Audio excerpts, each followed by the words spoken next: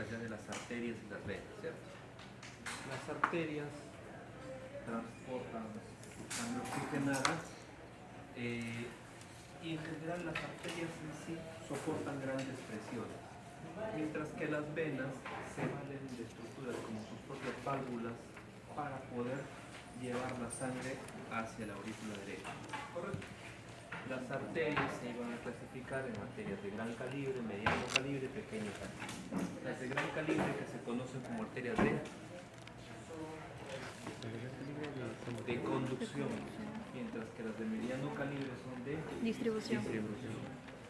¿Qué característica importante tienen las arterias de conducción? Las de gran calibre son las más distensibles, son las que mayor cantidad de presión soportan. ¿Quiénes están en este juego de las arterias de gran calibre? El callado de la aorta. El callado aorta, ¿cierto? Porque nosotros sabemos que el callado aórtico recibe sangre del ventrículo derecho. Cuando esto sale con una presión relativamente alta, hace que esta presión ejercida sobre las paredes, la aorta ascendente y el callado aórtico se dilata para luego retomar su posición o su diámetro normal, es decir, soporta toda la presión con la que sale el ventrículo izquierdo al ventrículo izquierdo.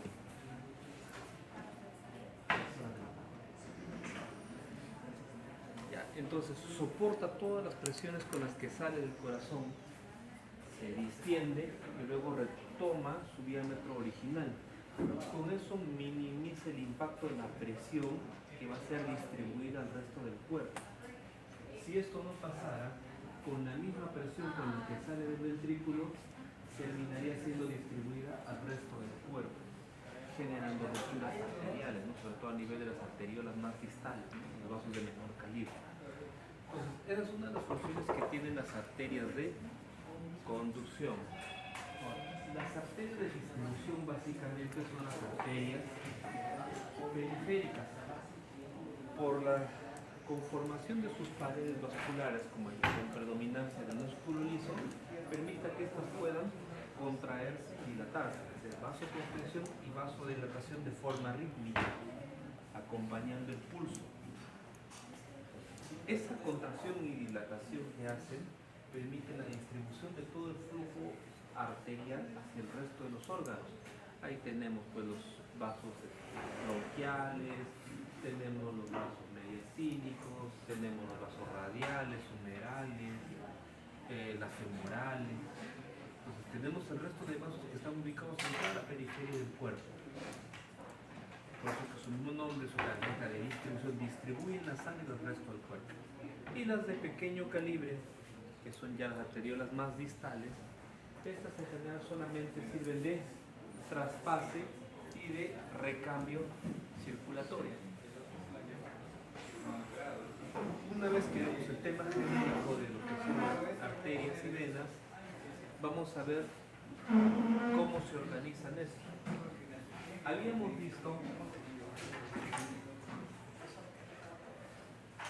ventrículo derecho, ventrículo izquierda, ventrículo derecho, ventrículo izquierdo, ¿cierto? Y nosotros sabemos que el ventrículo izquierdo se va hacia la aorta ascendente. ¿Cuáles eran las primeras ramas de la aorta ascendente? Coronarias. Las coronarias, ¿no? Coronaria derecha, coronaria izquierda, sus respectivas ramificaciones. Luego, esta se convierte en callado aórtico. Ahora, ojo, el callado aórtico no tiene esta forma recta, tiene esta forma en un solo plano. Está ligeramente en diagonal. Significa que su primera rama, más anterior, es el tronco brachiocefálico. La segunda rama que se encuentra más atrás es la arteria carótida común izquierda. Y la otra que se encuentra más atrás, que es más vertical, que es la clavia izquierda. Entonces, tenemos tronco brachiocefálico, carótida común izquierda, clavia izquierda.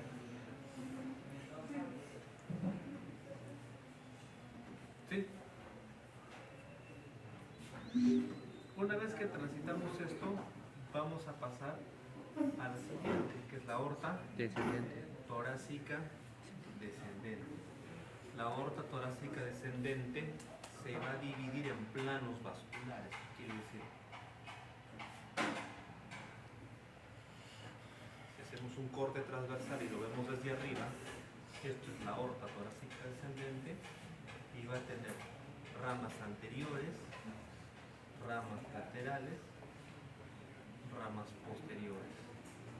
¿Sí? Anteriores, ¿cuáles tendremos? Las que van a ir dirigidas a algún órgano, vamos a hacer que son ramas viscerales. ¿Cuáles serán? Mediastínicas, ¿qué más? Esofágicas, ¿qué más? Pericárdicas. Van dirigidas a órganos, sobre todo a órganos que están contenidos en el mediastino. Laterales, principalmente las bronquiales, mientras las posteriores tendremos a la, que ya hicimos en tórax, intercostal, posterior. Si ustedes colocan en el examen solo intercostales no vale. En la estructura vascular todos tienen nombre y apellido. Los intercostales posteriores y también las subcostales. Y mucho más posterior, las frénicas superiores. Entonces, ¿cómo va esto? Ya hemos visto varias de sus ramas anteriores, hemos visto sus ramas laterales, y sus ramas posteriores que tienen que ver con las intercostales, las subcostales, pero además, antes de transitar por el diafragma, botan sus pequeñas ramas para irrigar el tejido diafragmático o la cara torácica del diafragma. Estas son las frénicas superiores. ¿Sí? ¿Entiendes? ¿Hasta ahí nos entendemos?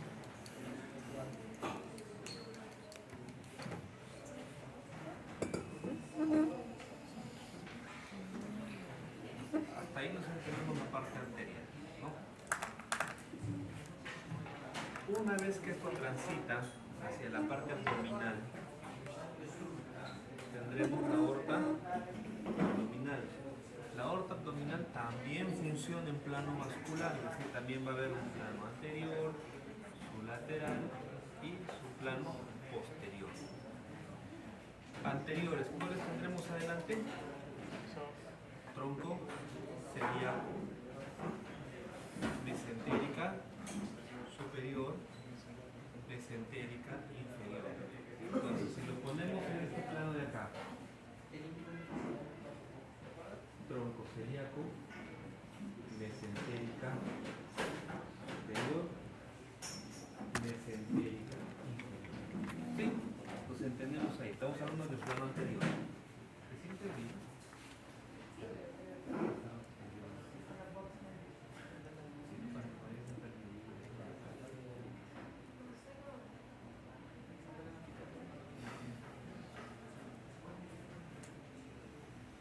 El tronco celíaco va a generar tres ramas.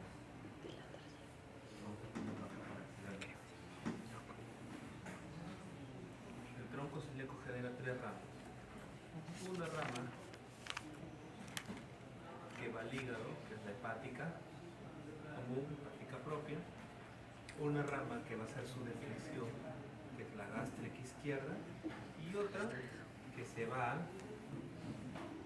vaso, que es la plénica. ¿Sí?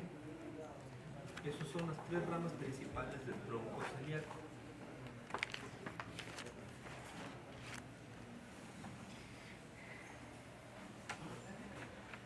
La mesentérica superior. La mesentérica superior, ¿qué va a irrigar? ¿Qué hará? ¿No delgado? ¿Qué va a irrigar la mesentérica superior? El intestino delgado. Todo el intestino delgado, desde el duodeno hasta el hígado. ¿Qué más? Un cuerpo del colon transverso. El ciego, colon ascendente y el colon transverso hasta un cuarto.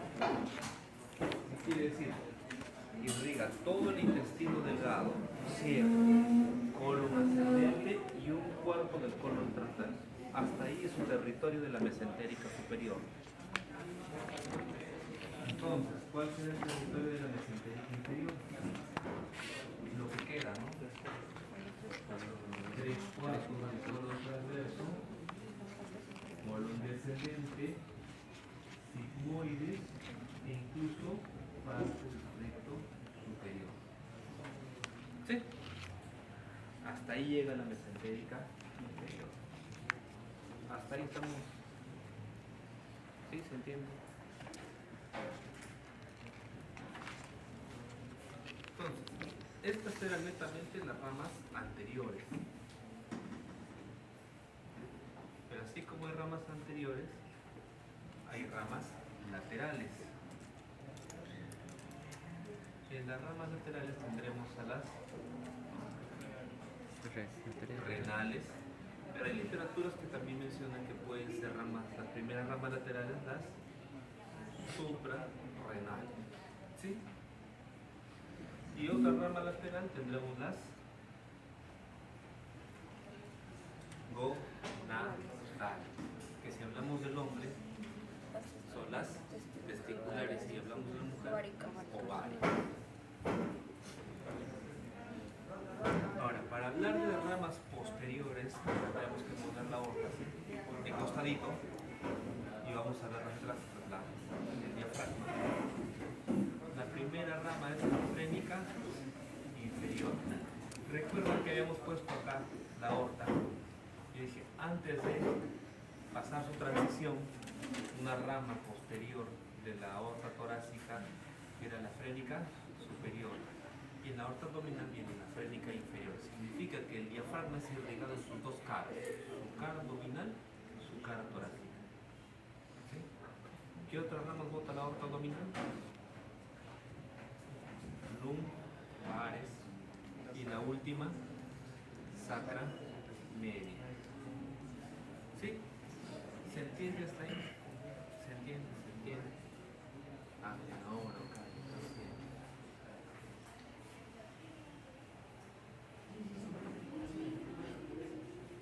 Entonces, hasta ahí se entienden las ramas de la aorta.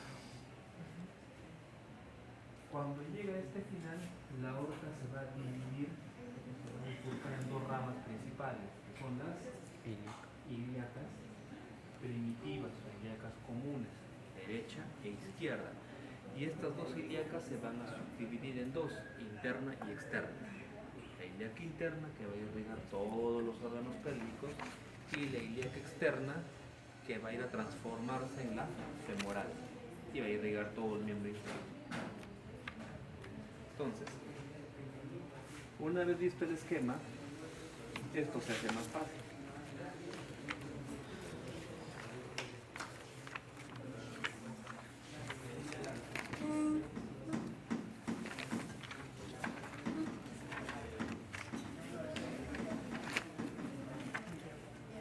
Reconocemos estructuras. Esta es Aorta.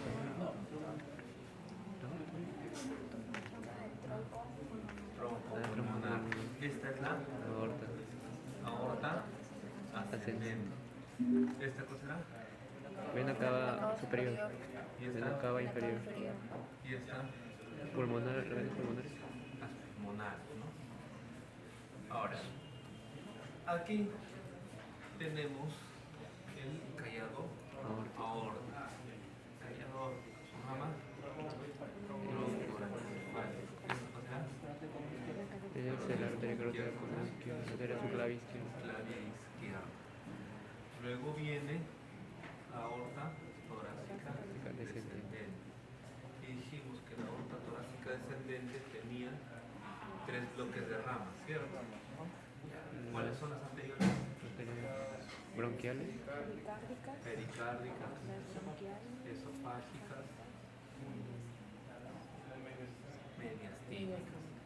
Rama lateral, bronquiales, bronquiales, ramas posteriores, intercostal posterior, postcostal, ¿cuál más? frénica superior. Frénica superior.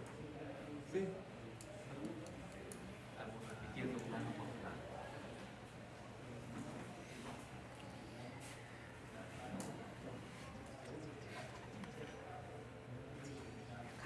Solo para recalcar esto, las bronquiales pueden ser de 1 a 2 ramas, las esofágicas de 4 a 5 ramas y las frénicas superiores que pueden ser en un número variable.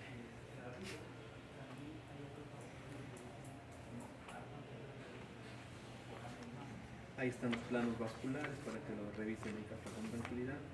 Algunas variantes anatómicas, pues, más agregado. Ahora acá. Ahora, cuando hablamos del drenaje venoso, habíamos hablado de la cava superior, ¿cierto? Cava inferior. Cuando vemos directamente la parte torácica, tenemos que hablar de dos troncos. Uno, la cadena ácidos al lado derecho. Y luego al otro lado izquierdo tenemos los dos hemiácidos, ¿cierto? ¿Esta cuál será? Hemiácidos accesoria. ¿Y esta cuál será? La hemiácidos propiamente dicha. Si ustedes se dan cuenta, la hemiácidos accesoria es solo una dependiente de la cadena ácidos, mientras la hemiácidos propiamente dicha es un puente de comunicación entre la vena renal izquierda y la cadena ácidos. ¿Qué hace todo esto? ¿Sí? Es un puente de comunicación entre ambos.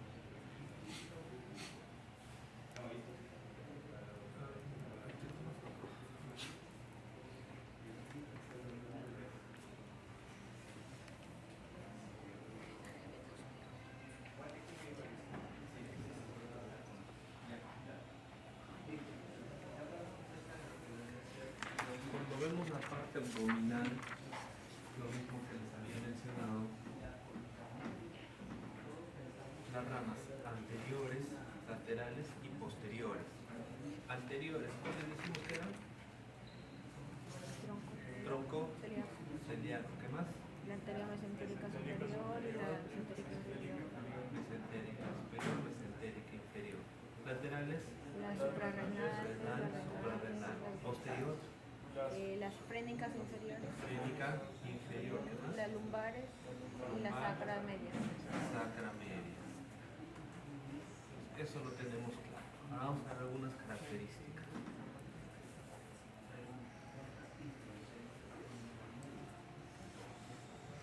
Acá. Pongan la atención a esto. Esto de acá es el tronco celíaco, ¿correcto? Con sus tres ramas. Esta de acá es la mesentérica superior. Si ustedes se percatan, la mesentérica superior pasa por delante de la vena renal izquierda. ¿Ya? ¿Qué quiere decir? Si yo me pongo de costado, soy la aorta y está saliendo la mesentérica superior, hace esto. Y por debajo pasa la vena renal izquierda, porque eso es anatómicamente relevante. Es más, es relevante que este ángulo que forman entre la mesentérica superior y la aorta es un ángulo de aproximadamente de 45 grados. Cuando este ángulo se va acortando, ¿qué va a pasar con la vena renal izquierda? Se va comprimiendo. Y forman síndromes, como el síndrome cascanueces, que afecta directamente al riñón izquierdo. Pero no es la única estructura que pasa por debajo de esa pinza, que es la pinza aortomesentérica, sino también pasa el duodeno. Cuando se comprime el duodeno, a veces se presenta como una obstrucción intestinal alta, alias síndrome pilórico. Se comprime el duodeno, todo se estanca en el píloro y el paciente todo lo vomita, por una anormalidad anatómica. ¿Sí? Pues esa es una de las cosas que es importante en la mesentérica superior. ¿Qué territorio irrigaba la mesentérica superior?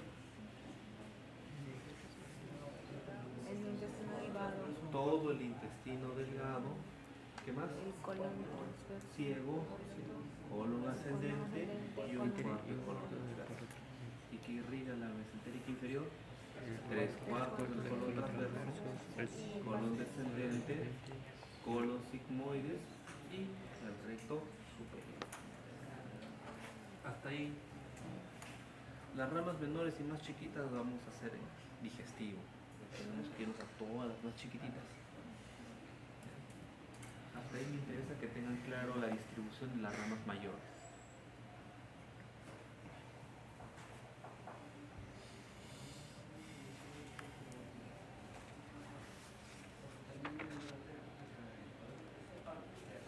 Acá. Cuando hablamos de las ramas posteriores, no solo de las frénicas, sino también de las lumbares, esta que le sale como una cola detrás de la bifurcación de las ilíacas, esta es la sacra media. ¿Qué es importante la sacra media? Que esta va a formar parte de los plexos arteriales que van a irrigar todo lo que es la articulación sacroiliaca. Sacroiliaca. Uniéndose además con afluentes que van a venir de las ilíacas internas. Acá. Las ramas terminales, que eran las ilíacas primitivas o ilíacas comunes, se iban a subdividir en ilíaca externa y en ilíaca interna. Las ilíacas internas van a generar vasos para irrigar todos los órganos pélvicos, mientras que la ilíaca externa va a hacer esto.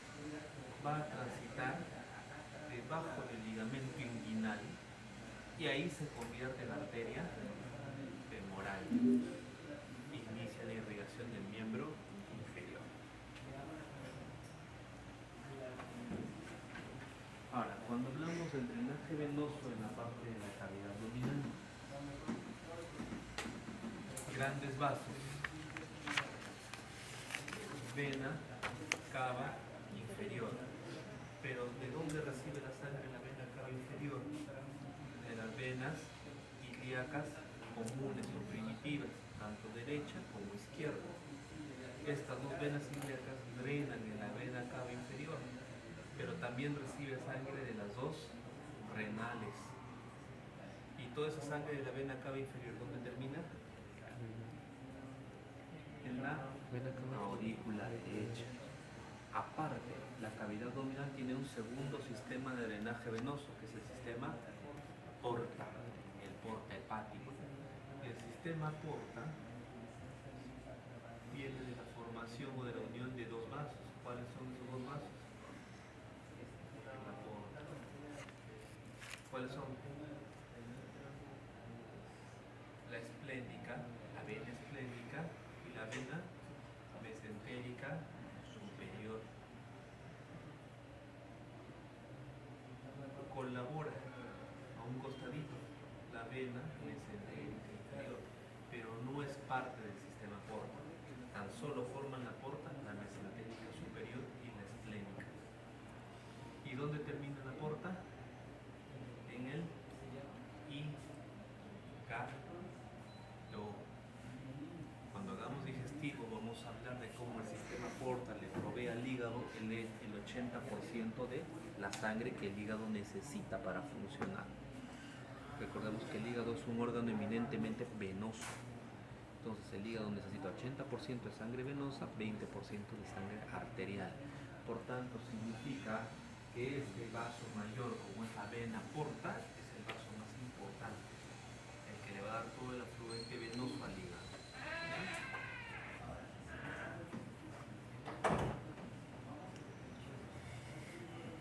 ¿Hasta ahí nos estamos entendiendo?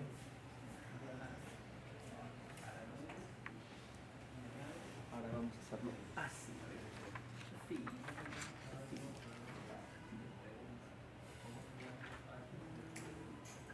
Ya me perdí.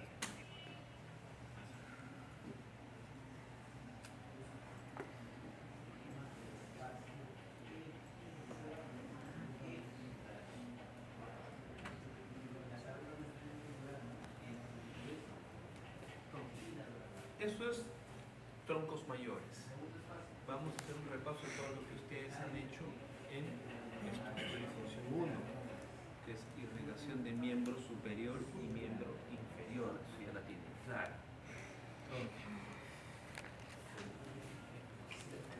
José Rico.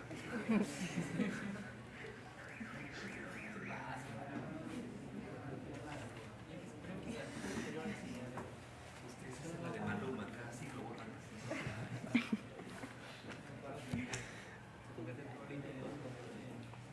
Ya, veamos. Esto así. Teníamos callador, ¿cierto? Tronco brachiocefálico. El tronco brachiocefálico se divide en dos: carótida común derecha y La subclavia derecha. La subclavia derecha tiene dos troncos importantes acá. El tronco tiro cervical, que es el responsable de la irrigación, laringe, faringe, tráquea, ¿no? Participa en la acción de la tiroides. Y luego otra, que es la arteria torácica interna o mamaria interna, que ojo, cuando atraviesa el límite del diafragma se convierte en arteria epigástrica, solo cambia de nombre, pero es la misma. ¿Cuál es la importancia de la torácica interna? Intercostales anteriores, ¿no? Hay que repetir las hemos hecho en todas. Entonces, seguimos con la subclavia. Se convierte en la axilar. La axilar recibe la influencia del músculo pectoral menor.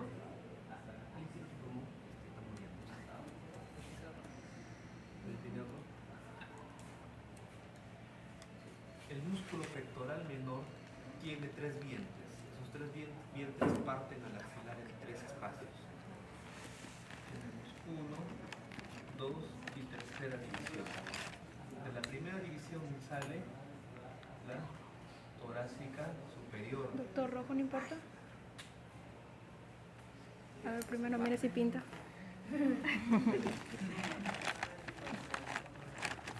La torácica superior. De la segunda división, la tóraco-acromial. Y de la tercera división, la más importante. La circunfleja humeral, tanto su rama anterior como su rama posterior. ¿Por qué es importante la circunfleja humeral? ¿Qué dice? ¿Va a abrazar el cuello del húmero? Abraza no la cabeza, el cuello quirúrgico humeral. Abraza el cuello quirúrgico humeral. ¿Ya? Esa es la importancia que tiene la circunfleja humeral. Una vez que da esa rama, se convierte en arteria braquialo-humeral. La braquialo-humeral tiene una rama. Vamos a poner así las ramas curiosas.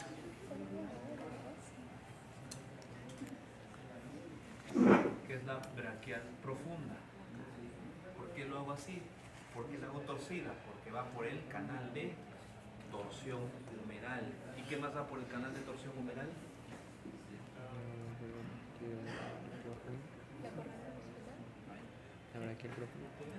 El nervio radial, por eso también se llama el canal de torsión radial.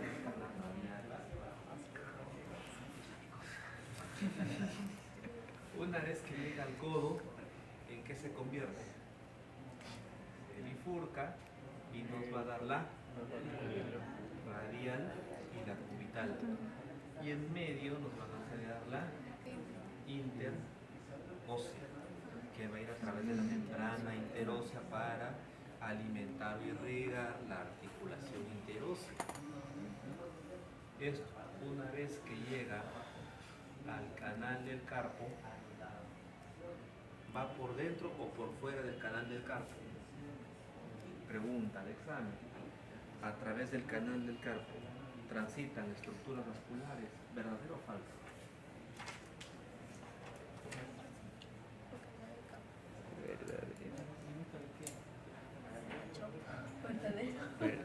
¿Pasa o no pasa? Por el canal del carpo, estructura vascular. No, por el canal del carpo no pasa ninguna estructura vascular. Pasa el nervio mediano, más los tendones. Nada más. Quiere decir que tanto la radial como la orbital pasan por fuera del canal, del carpo, formando dos arcos, el arco palmar superficial y el arco palmar profundo. Estas nos van a dar las metatarsianas y finalmente las digitales.